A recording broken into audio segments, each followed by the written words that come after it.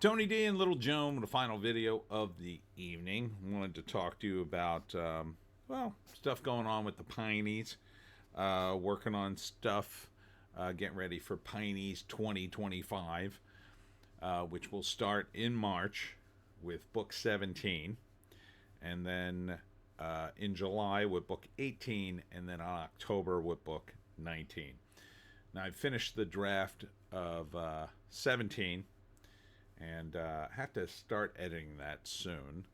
Then I've also started book 18, although not seriously. I'm just sort of toying around with it. I think I got about 5 pages in. I think I know where I'm going. 19, I'm totally not sure what I'm doing yet, but we'll come up with something, Joan. We'll come up with something.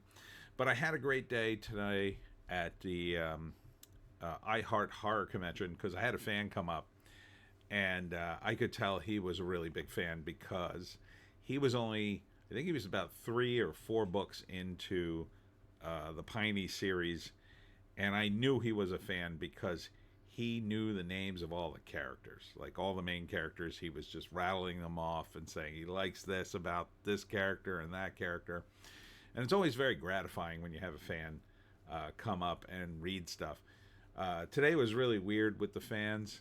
A lot of them asked for audiobooks, which I was kind of shocked. I was kind of shocked that there were so many people asking for audiobooks today. Maybe it's just because it's North Jersey. Maybe it's a little more prevalent the further north you go. But it was a lot of people asked me for audiobooks. So I told them about there is an audiobook for the first book of the Pineys, and I did all the voices. I really got to get on the second one. Maybe I'll do that this month.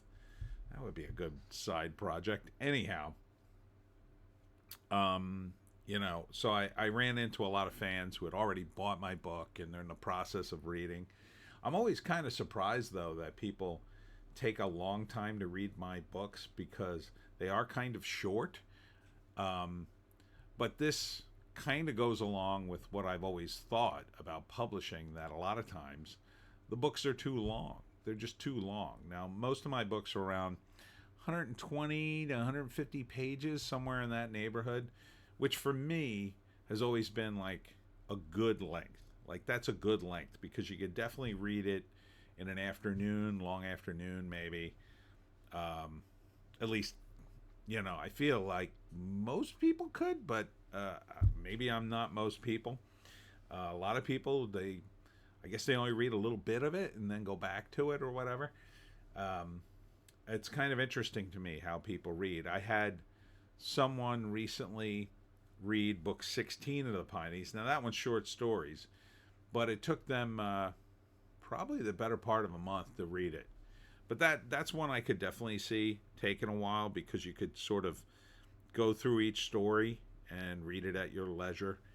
And, I'm not complaining or anything. I just find it interesting how people read. Because you always think of how you do stuff when you think of other people doing it. And then when you find out it's slightly different, it's kind of, it's kind of odd, right? You feel kind of like, oh, am I not the normal one then? You know what I mean? But then again, I've been stuck. I was talking to a fan about this today. He said he takes forever to read a book. And I was saying how I started reading the Gulag Archipelago. And I've mentioned this in so many videos that I just stopped mentioning it. But I stopped around chapter 3. And I haven't gotten back to it since. And I feel really bad. But as we were saying at the show, it's the kind of book that's very complicated. It's also very heavy. It's a really intense book, but there's so much going on with gulags in the Soviet Union at that time. You're just kind of overwhelmed with the sheer volume of horrificness that's going on and how it just keeps happening. It's kind of a tough slog.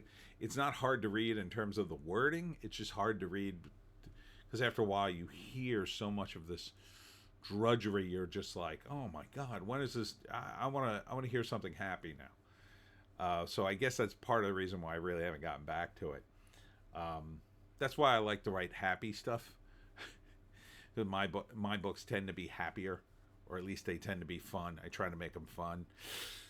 But yeah, so and in terms of events and whatnot, I'm just sort of gearing up for the year. Um, so I have various oars in the water, as it were. I've got various events planned. I have a few. Let's see, how many more I got left for February? 1, 2, 3, 4, 5 more for February. Is that right? 1, 2, 3, 4, 5. Oh, okay. So today was one of 6, um, which isn't bad. I try to get a good 10 events a month if I can, but January and February typically is very tough to get events for, and mainly because you have to do this stuff a month in advance, and December is a terrible time to try to get anything done. So you have almost nothing for January, and then the beginning of January is terrible as well. Nobody wants to schedule anything for that. They're just coming back to work and figuring things out again. So it's really hard those 2 months. And I sort of got spoiled because we came out of the pandemic 2 years ago, and I started doing stuff in January, February, and it was amazing because people were coming out and doing stuff more than they normally would. And now it's kind of the opposite. Now that the things are going cuckoo bananas with the economy, people are sort of tightening their belts. So I'm sweating it a little, but I'm trying to schedule stuff for March, and hopefully I got a couple. I'd like to get a couple more for February. I got a few weekends open, but Valentine's Day, it's really tough to sell a Piney story. Although I do have a Valentine's Day story in the holiday book 16. That was one of the reasons I wrote it that way. So whenever I was at a show and somebody asked me for a holiday themed story, I'd be able to point to that book. Oh yeah, there's one in there, because it covers every holiday, including Valentine's Day. That's when spoilers, Pineys fans. That's when Shelley finally gets married. So enjoy that. But yeah, some of the guys were really really nice today. Just so nice, saying kind things to me, and it was very gratifying. It's always very gratifying when you hear kind words from fans. So, I forge ahead, working on stuff. I'm toying with the ideas of some kind of merch, and not sure what I'm going to do yet, because merch is always tough. I've tried merch in the past, like t-shirts and hats and stuff, and I've only had sort of limited success with it, if you know what I mean. I did okay. I did shirts for the Super Frat web comic, and I did 3 shirts, and the main one, which is the Super Frat and Drink Beer, Get Laid, Fight Crime on the back, that sold pretty well. I sold out of that. But the other 2 shorts I did, not so good. Those had stuff from the comic in it. I guess it was a little more obscure. And I did have Jersey Devil merch back in the day during the comic days. I had bandanas. I think I sold out of them, yeah. I think I did good with the bandanas. Maybe I'll do a bandana if I can get them printed again. And then I did t-shirts. I had a few designs for the t-shirts. So maybe I'll look into that again. But I'm kind of not sure what to do with the Pineys. I do have a couple of shirts at my Redbubble store, but I'd like to do something I could take to shows. I can't really take Redbubble stuff to shows because you can't buy it at a cheap enough rate to resell it. And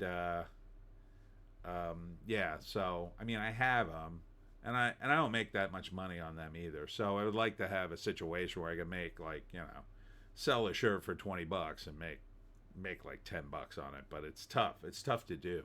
You have to really sell a volume of shirts to get and get a lot of them printed in most cases. In most cases. So I don't know. And then I think maybe the hats would be best, but I don't know. I don't know. If you have any thoughts on that, if you would like of merchandise you would like to see for the Pineys, I would definitely be interested to hear in the comments section. Yeah,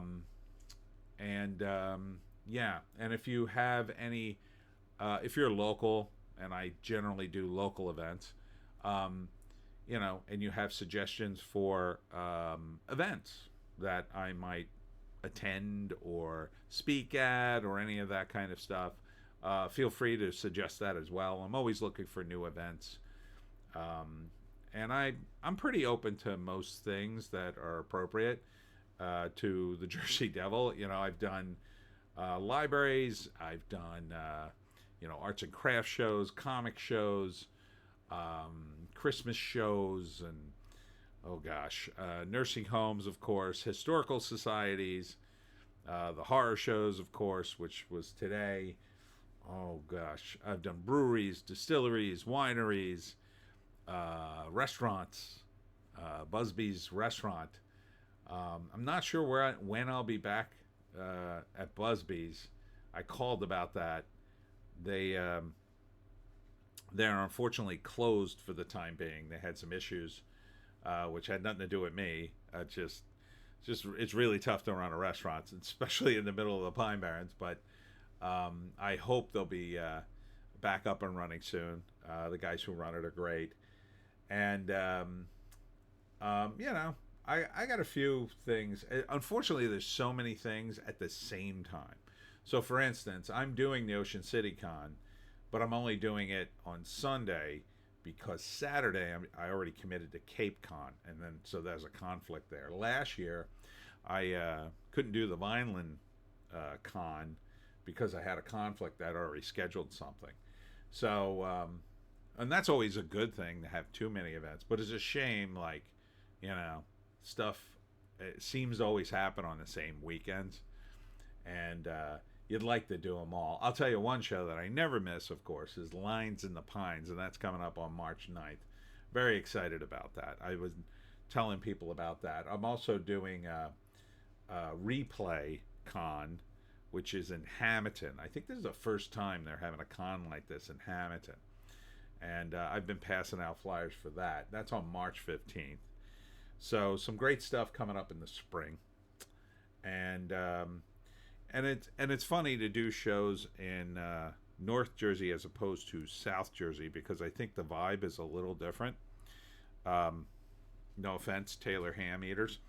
They know the story of the Jersey Devil, but it kind of hits a little different for them, I think, in some respects. So it's just interesting, people's reactions and stuff. And I think I feel to them more authentic as a Piney. To the South Jersey guys, I'm like, you're kind of a Piney, not really. But to the North Jersey guys, I feel that I'm more Piney to them sometimes when I do shows. So that's what's going on with the Pineys. Just forging ahead, doing what I do, and hopefully, one of these days I'm gonna get, I don't know, some kind of exposure. That's, I did that TV show last year or the year before, and that did pretty well. But I would think it would do better. It's just like nobody's watching TV anymore, so I guess I got to really target a podcast, that would have some viewers. So I'm always open to podcast interviews too. It's just, audiences are so disparate these days. The neat thing too today was somebody came up and said they were only at the horror show because I talked about it. They stumbled upon my video and then said, "Oh no, I'm here because of you. I heard about it from you." So that's a good sign that my channels are growing in popularity.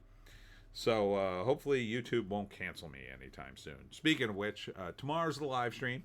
Don't forget to tune in to that at 7 p.m. where we do it live. And I'm very interested to talk to the Canadians tomorrow because of all that's happening in Canada and the United States.